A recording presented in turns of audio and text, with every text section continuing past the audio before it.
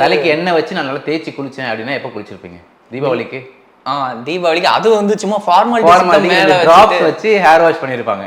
But actually oil வச்சு தேய்ச்சி குளிக்கிறதுங்கிறது ஒரு சர்டன் உங்க பாட்டி தாத்தாவை கேட்டிங்கன்னா தெரியும். அந்த காலத்துல வந்து ஒரு சம்பிரதாயமாகவே பண்ணாங்க. அதாவது எவ்ரி வீக் மஸ்ட் பசங்க பேர பசங்க எல்லாரும் உட்காந்து எண்ணெய் தேய்ச்சி குளிப்பாங்க. அது வந்து ஏன்னா ஃபர்ஸ்ட் திங் உங்கள் பாடியில் இருக்க ஹீட்டை கம்மி பண்ணும்.